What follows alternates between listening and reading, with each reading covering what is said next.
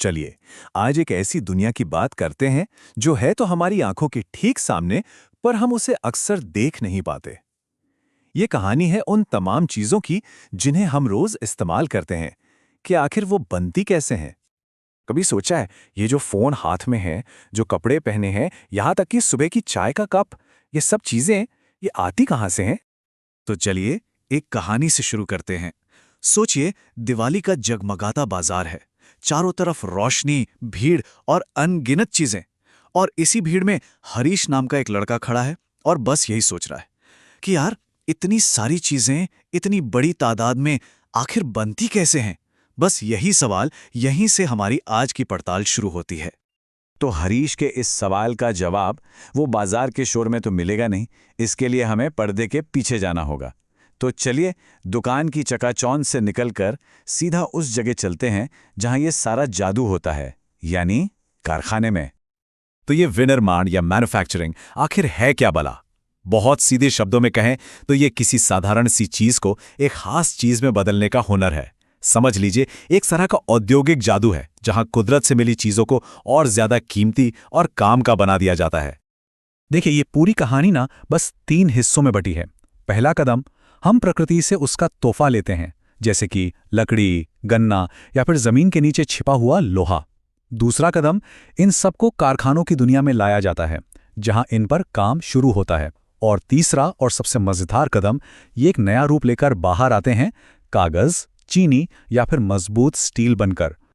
लेकिन विनिर्माण का मतलब सिर्फ फैक्ट्रियों में सामान बनाना नहीं है। नहीं, इसका दायरा इससे कई ज्यादा बड़ा है। असल में ये किसी भी देश की अर्थव्यवस्था की धड़कन है। वो इंजन है जो पूरे देश को आगे खींचता है। आइए समझते हैं कैसे।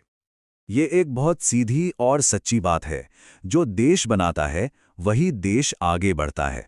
किसी भी देश की असली आर्थिक ताकत का अंदाजा इसी बात से लगाया जाता है कि उसके कारखाने कितने मजबूत हैं, वो कितना उत्पादन कर रहे हैं। इसे विकास की रीढ़ की हड्डी क्यों कहते हैं? क्योंकि ये देश के हर हिस्से को सहारा देती है। देखिए, ये ना सिर्फ लोगों को खेती के अलावा रोजगार देती है, बल्कि खेती को भी मॉडर्न बनाती है।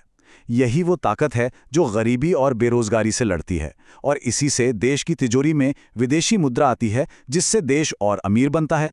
और हाँ, ये मत सोचिए कि खेती और उद्योग दो अलग-अलग दुनिया हैं। बिल्कुल नहीं, ये तो एक कमाल की जुगलबंदी है, एक पक्की साझेदारी। उद्योग अपने ट्रैक्टर और खाद से खेतों को मजबूत बनाता है, तो खेत अपने कपास और गन्ने से कारखानों की मशीनों को चलाते हैं। एक के बिना दूसरा सच में अधूरा है। अब उद्योगों की ये दुनिया बहुत बड़ी है। इसे समझने के लिए हमें इसे थोड़ा ऑर्गेनाइज करना होगा, अलग-अलग हिस्सों में बांटना होगा। तो चलिए देखते हैं कि इन्हें कैसे क्लासिफाई किया जा सकता है। तो इन्हें देखने के कई अलग-अलग नजरिए हो सकते हैं। जैसे एक तरीका है ये देखना कि कच्चा माल कहाँ से आ रहा है, खेतों से या खदानों से। दूसरा तरीका, क्या ये सीधे हमारे इस्तेमाल की चीजें बना रहे हैं, जैसे टूथपेस्ट, या फिर दूसरी इंडस्ट्रीज के लिए बुनियाद तैयार कर रहे हैं, जैसे स्टील। फिर ये भी देख सकते हैं कि मालिक कौन है, सरकार या कोई प्राइवेट कंपनी। इन सवालों के जवाब हमें पूरी तस्वीर को साफ साफ समझने में मदद करते हैं। चलिए, अब इन थ्योरी की बातों को जमीनी हकीकत से जोड़ते हैं और मिलते हैं भारत के 2 ऐसे औद्योगिक दिग्गजों से जो इस पूरी कहानी को जिंदा कर देंगे। एक तरफ है हमारा सूती कपड़ा उद्योग, जो खेत की नरम मिट्टी से जन्म लेता है और करोड़ों किसानों और बुनकरों को रोजगार देता है। ये एक ऐसी इंडस्ट्री है जो पूरी तरह से आत्मनिर्भर है। और दूसरी तरफ है लोहा और इस्पात उद्योग। ये जमीन के सीने से निकले खनिजों से फौलाद बनाता है और देश के विकास की नींव रखता है। तो एक हमें तन ढकने को कपड़ा देता है, तो दूसरा हमारे शहर, पुल और गाड़ियां बनाता है। दोनों ही भारत की तरक्की की कहानी के अहम किरदार हैं। लेकिन जैसा कहते हैं ना, हर सिक्के के 2 पहलू होते हैं। तरक्की की इस चमक दमक के पीछे एक स्याह सच भी छुपा है। एक ऐसी कीमत जो सिर्फ हम नहीं बल्कि हमारा पूरा ग्रह चुका रहा है। और ये कीमत है प्रदूषण। ये 4 मुंह वाले राक्षस की तरह है जिसके निशाने पर है हमारी हवा, हमारा पानी, हमारी जमीन और यहाँ तक कि हमारी शांति भी, यानी ध्वनि प्रदूषण। और देखिए, ये सिर्फ किताबी बातें नहीं हैं। इसका सीधा असर हमारी सांसों पर पड़ रहा है, हमारे पीने के पानी में जहर घोल रहा है, हमारे स्वास्थ्य को बिगाड़ रहा है और हमारी आने वाली पीढ़ियों के भविष्य पर एक सवालिया निशान लगा रहा है। तो सवाल उठता है, क्या इसका कोई हल नहीं है?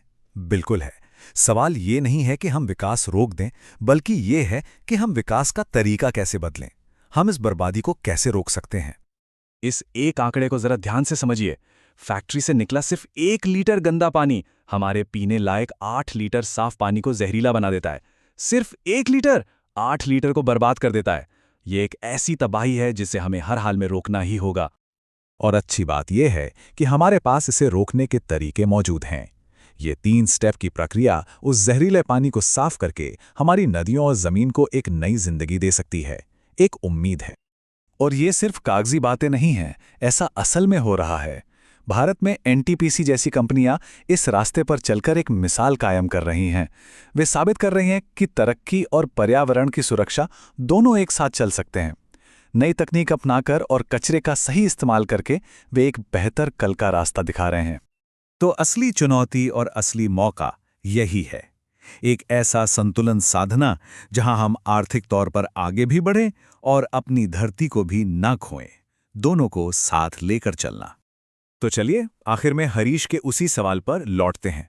अब हम जानते हैं कि ये सब कुछ बनता कैसे है, पर अब असली सवाल ये है, क्या हम चीजों को इस तरह से बना सकते हैं कि आने वाली पीढ़ियों के लिए एक बेहतर और ज्यादा साफ सुथरी दुनिया बचे? इसका जवाब हम सबको मिलकर खोजना होगा।